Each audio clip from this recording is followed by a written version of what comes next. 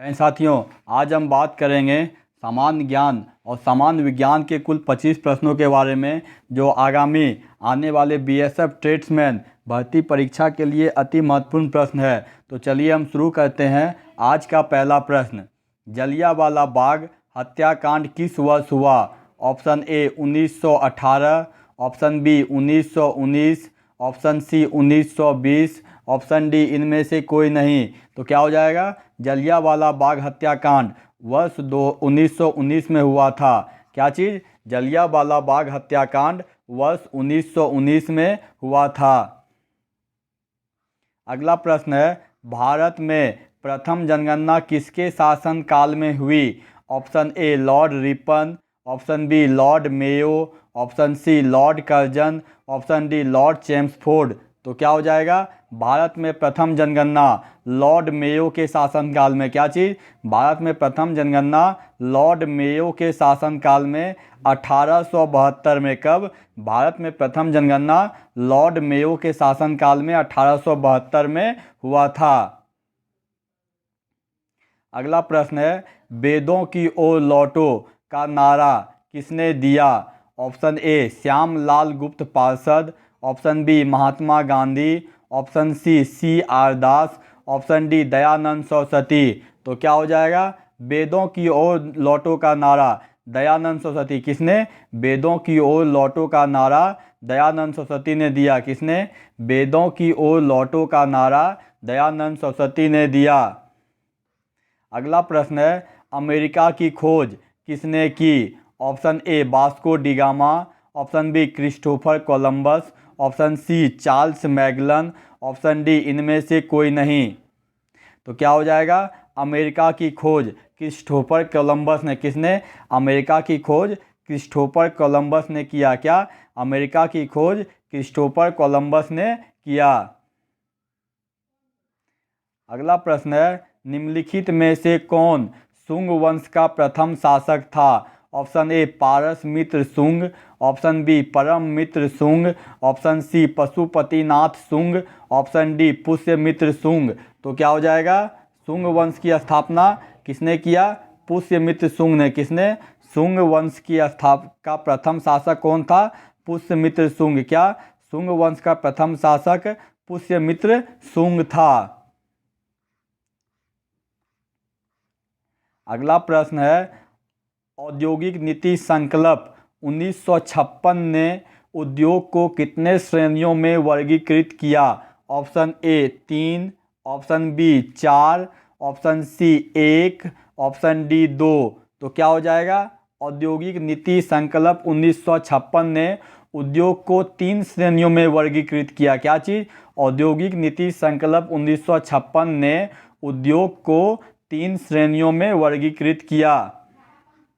अगला प्रश्न है, वॉलीबॉल की पुरुष टीम के लिए भूतल से नेट की मानक ऊंचाई कितनी होती है? Option A 2.33 metre, option B 2.23 metre, option C 2.43 metre, option D 2.53 metre. तो क्या हो जाएगा? वॉलीबॉल की पुरुष टीम के लिए भूतल से नेट की मानक ऊंचाई 2.43 मीटर। कितना? नेट की पुरुष वॉलीबॉल टीम के नेट की ऊंचाई 2.43 मीटर होता है। अगला प्रश्न है, हरित क्रांति की शुरुआत किस देश से में हुई? Option A Australia, option B Mexico, option C Brazil, option D संयुक्त राज्य अमेरिका। तो क्या हो जाएगा? हरित क्रांति की शुरुआत मैक्सिको में। कहाँ पे? हरित क्रांति की शुरुआत मैक्सिको से हुई। क्या? हरित क्रांति की शुरुआत मैक्सिको में हुई।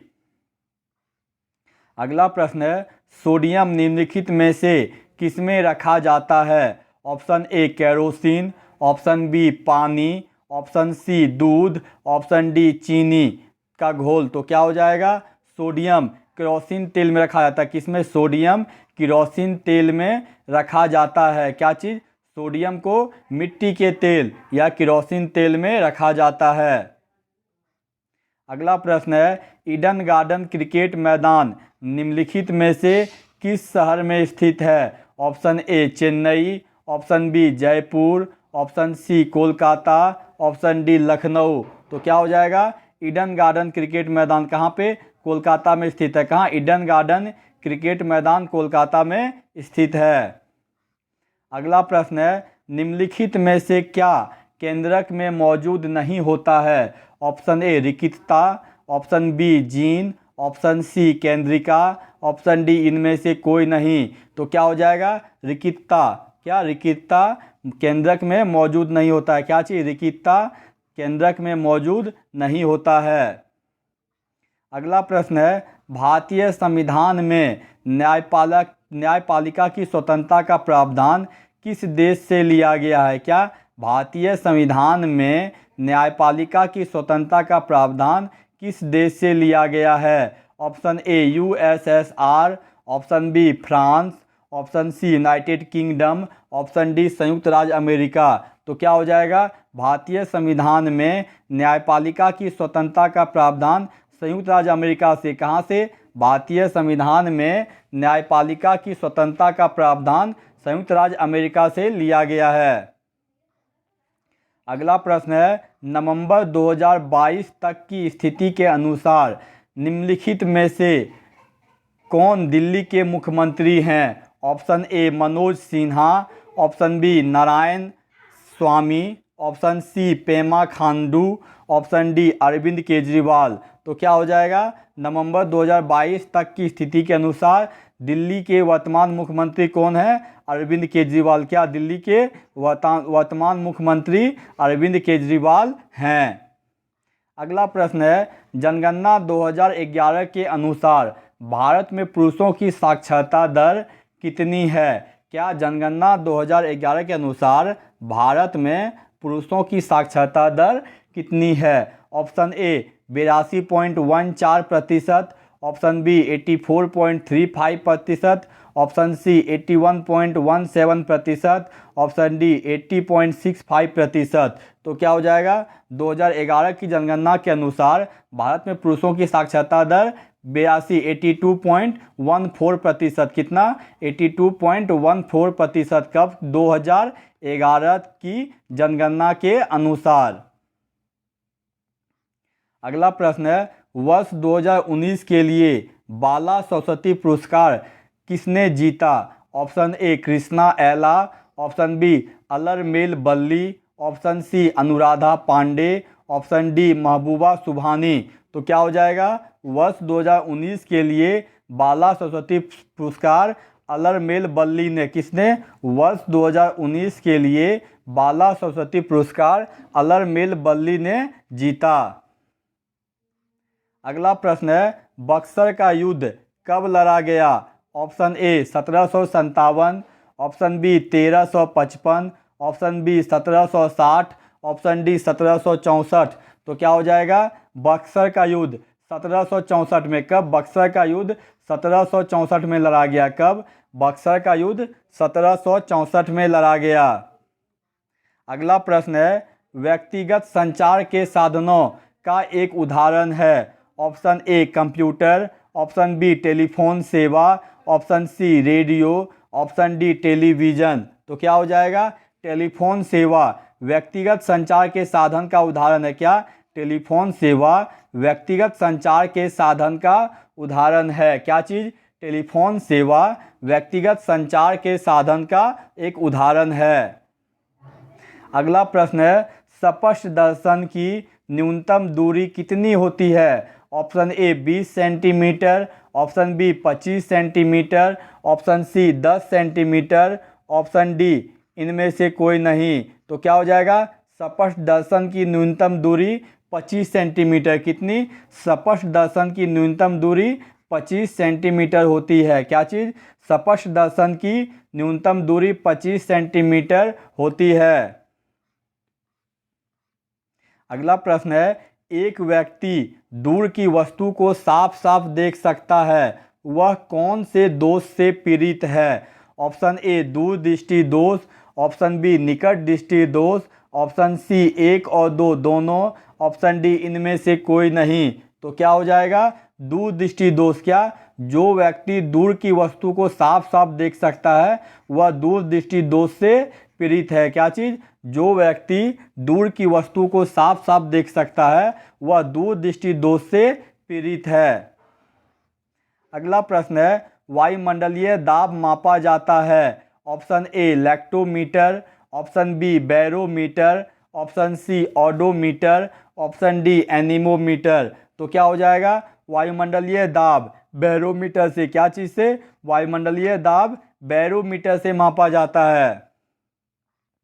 अगला प्रश्न है, एल्यूमिनियम का अयस्क है। Option A dolomite, option B bauxite, option C ferrous oxide, option D इनमें से कोई नहीं। तो क्या हो जाएगा? एल्युमिनियम का अयस्क बॉक्साइट। क्या चीज़? एल्युमिनियम का अयस्क बॉक्साइट है।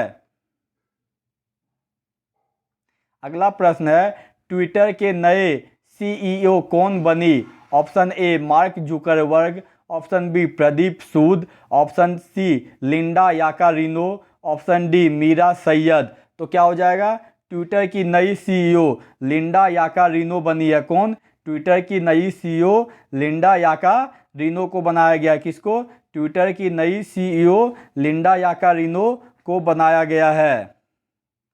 अगला प्रश्न है, भारत के नए संसद भवन का वास्तुकार कौन है? Option A Narendra Modi, option B Ramesh Dayal, option C Bimal Patel, option D Central Vista. तो क्या हो जाएगा? भारत के नए संसद भवन का वास्तुकार बिमल पटेल हैं। कौन? भारत के नए संसद भवन का वास्तुकार बिमल पटेल हैं। क्या चीज़? भारत के नए संसद भवन का वास्तुकार बिमल पटेल हैं।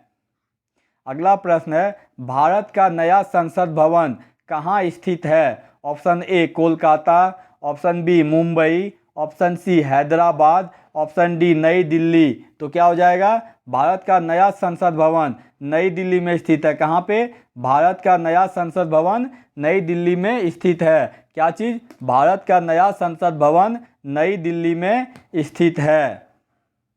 अगला प्रश्न है, नए संसद भवन में लोकसभा के लिए कितनी सीटें हैं? Option A 543, option B 888, option C 958, option D 505। तो क्या हो जाएगा? नए संसद भवन में लोकसभा के लिए 888 सीटें हैं। कितनी? नए संसद भवन में लोकसभा के लिए 888 सीटें हैं। क्या चीज़?